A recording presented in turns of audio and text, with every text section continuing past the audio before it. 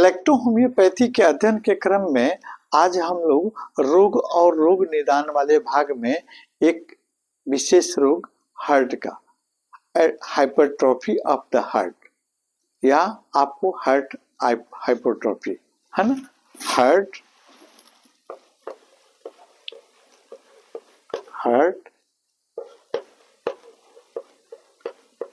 Hypertrophy.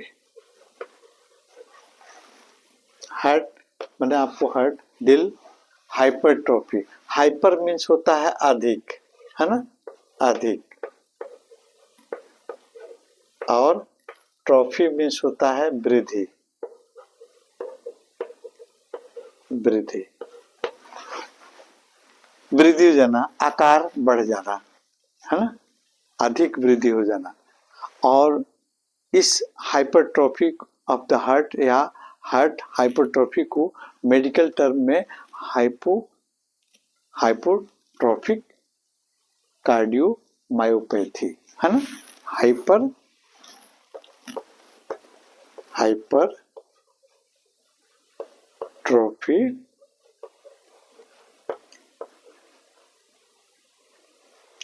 Cardiomyopathy,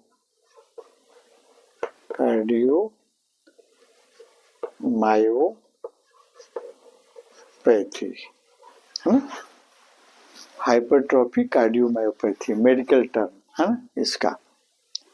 यानी आपको यहाँ भी देखिए, हाइपर मीन्स होता है अधिक, अधिक,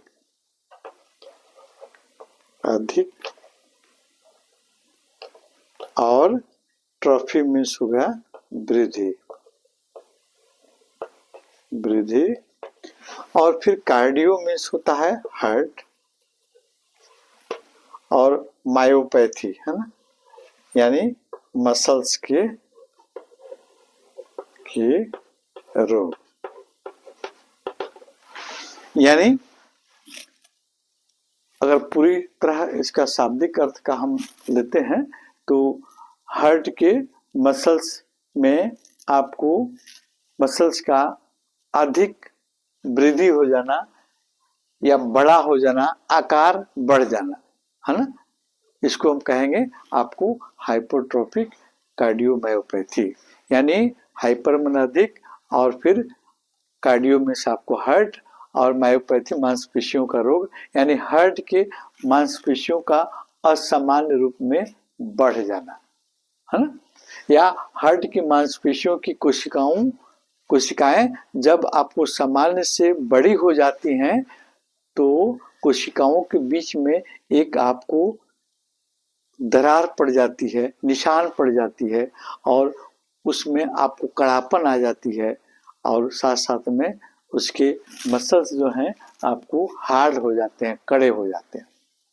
इसमें हम हाइपरट्रॉफी ऑफ द हार्ट यानी हार्ट के मांसपेशियों का आपको कड़ा हो जाना या बढ़ जाना, हाइपरट्रॉफी ऑफ द हार्ट।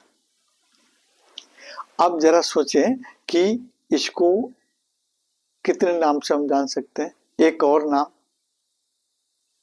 और नाम जिसको हम कहेंगे आपको लेफ्ट राइट वेंट्रिकुलर हाइपरट्रॉफी, है ना, इसको, या वेंट्रिकुलर, सीधे वेंट्रिकुलर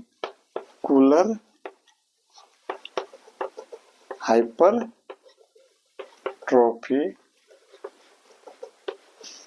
ये हो गया वेंट्रिकुलर, लेफ्ट वेंट्रिकल और राइट वेंट्रिकल। आपके हार्ट की यहाँ आपको देखें, हार्ट में सबसे ज्यादा मसल्स आपको कहाँ है, आपको लेफ्ट वेंट्रिकल और राइट वेंट्रिकल के नीचे सबसे ज्यादा मसल्स रहते हैं, है ना। और फिर हार्ट के आपको चारों चैम्बर को बांटने वाली जो सेप्टम है ना, सेप्टम जो दीवार होती है, ये भी मसल्स की बनी होती है। और ये सबसे आपको लेफ्ट वेंट्रिकल, राइट वेंट्रिकल और लेफ्ट वेंट्रिकल के एरिया में ये आपको वृद्धि पाई जाती है, इसका आकार आपको बढ़ा हुआ पाया जाता है ना। तो इसमें अब अगर हार्ट एट्रोफी हो जाए तो क्या होगा, चलिए देखिए, यहाँ पर आपको हम सेप्टम बनाए। अगर सेप्टम की मसल्स जो है उसमें वृद्धि हो जाए, बढ़ जाए, तो क्या करेगा, ये सीधे आपको आपको वेंट्रिकल के एरिया को कवर कर लेगा, इस वेंट्रिकल के एरिया को कवर करेगा।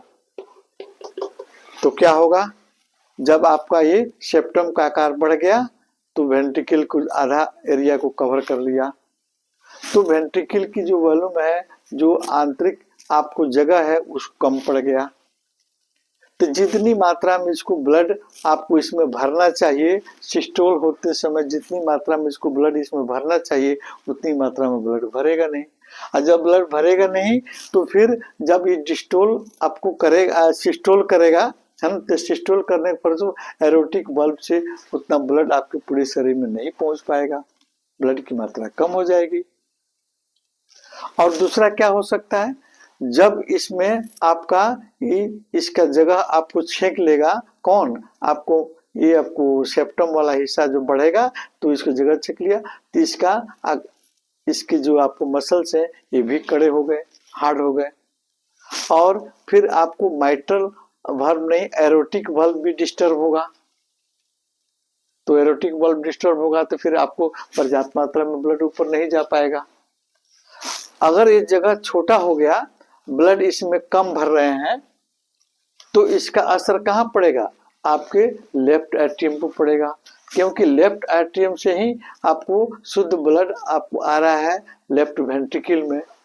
तो लेफ्ट वेंट्रिकल का जगह छोटा हो गया तो पूरा ब्लड इसमें नहीं आ पाएगा, वो ब्लड आपको लेफ्ट एट्रियम में जमा होने लगेगा। और इस लेफ्ट एट्रियम में जब ब्लड जमा हुआ तो फिर वो उसका असर आपको पल्मोनरी वेन के माध्यम से आपके लंग्स में जमा होने लगेगा, लंग्स में कंजेशन हो सकता है, लंग्स में आपको ब्लड जमा होने लगेगा। तो कई तरह के रोग उत्पन्न हो सकते हैं। ये प्रक्रिया जो है आपका माइट्रल बल्ब को खराब कर सकता है, राइट एट्रियम लेफ्ट एट्रियम को आकार को भी आपको प्रेशर पड़ेगा, माइट्रल फिर आपको लेफ्ट वेंट्रिकल, यही तो मसल्स है जो आपको लेफ्ट वेंट्रिकल को सिस्टोल करने में मदद करते हैं। तो इसमें ज्यादा प्रेशर आपको लगाना पड़ेगा मसल्स को, तो ज्यादा प्रेशर जब लगेगा तो मसल्स के आकार बढ़ जाएंगे, वहां सेल के आकार बढ़ेंगे, मसल्स के आकार बढ़ेंगे, और फिर ये आपको प्रक्रिया होती रहेगी, ये आपको हाइपरट्रॉफी हो जाएगा।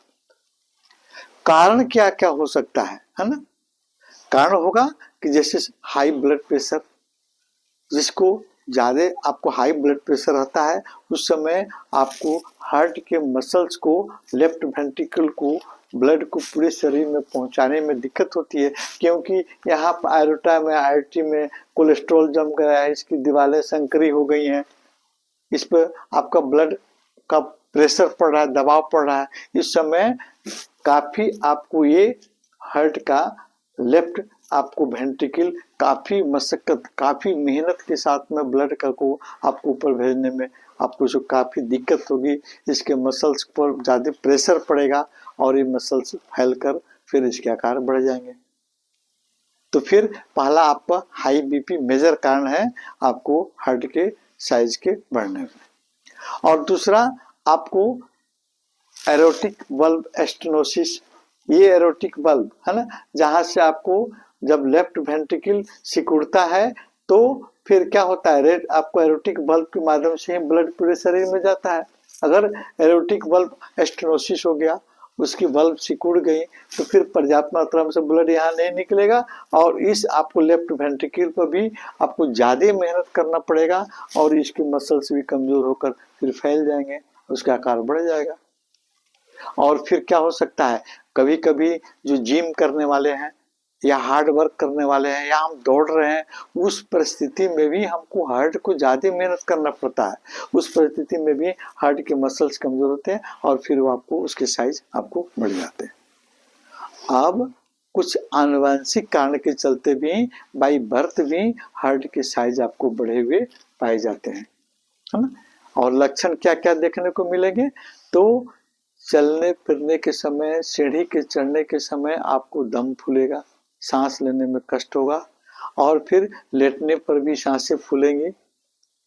हार्ड वर्क करेंगे, सीढ़ी चढ़ेंगे तो उस समय आपको सांसें भी फूल सकती है, साथ साथ में चेस्ट में पेन भी हो सकता है ना। और फिर थकान और कमजोरी महसूस होगी, बेहोशी हो सकती है। थकान और कमजोरी क्यों महसूस होगी भैया? क्योंकि आपको जब पर्याप्त मात्रा में ये लेफ्ट वेंट्रिकल ब्लड को पूरे शरीर में नहीं पहुंचा पाएगा, कम मात्रा में ब्लड जाएगी तो ऑक्सीजन भी कम मात्रा में जाएगा, वहां सेल में आपको फिर ऑक्सीडेशन की क्रिया कम होगी, एटीपी ऊर्जा कम बनेगा, सेल टिश्यू को ऊर्जा नहीं मिलेगी तो आप थकावट कमजोरी महसूस करेंगे। ये सब सिम्टम देखने को मिल रहे हैं, तो आप समझिए कि एट्रोफी का कारण हो सकता है। और फिर इलेक्ट्रोहोम्योपैथिक औषधियां कौन कौन ज्यादा इस पर कारगर होती हैं, है ना। सबसे पहले आप S1 को याद कीजिएगा, और फिर सांस लेने में कष्ट हो रही है तो पी ग्रुप की औषधि, अगर बच्चा है तो P3, लेडीज है तो P3 और एडल्ट है तो P1, है ना। यानी आप सीधे आप क्या कीजिएगा, E3 प्लस C1 या C5, है ना, प्लस आपको F1 प्लस आपको P1, है ना, P1 या P3, है ना, इस औषधि को, या P4, है ना, ये कोई औषधि को आप लेकर 10th डाइल्यूशन में या 30 डाइल्यूशन में आप दीजिए, है ना। और फिर आप इंजेक्शन नंबर 19, है ना, 19 आप लगाइए, है ना। और फिर आप एक्सटर्नल में E3 प्लस C5, है ना, C5 का ऑइंटमेंट, है ना, ऑइंटमेंट आपको चेस्ट रीजन नर्व पॉइंट आपको 9 नंबर पर आप लगाइए, सॉरी 9 नंबर नहीं, आपको 27 नंबर पर आप लगा सकते हैं, है ना। और फिर आप S1 की आपको ड्राई पिल्स 10 पिल्स आप सुबह शाम, है ना, आफ्टर मील, बिफोर मील, है ना, बिफोर मील दीजिए। S10 को आप 10 पिल्स आफ्टर मील्स मिल दीजिए। शेष हम लोग अगले वीडियो में फिर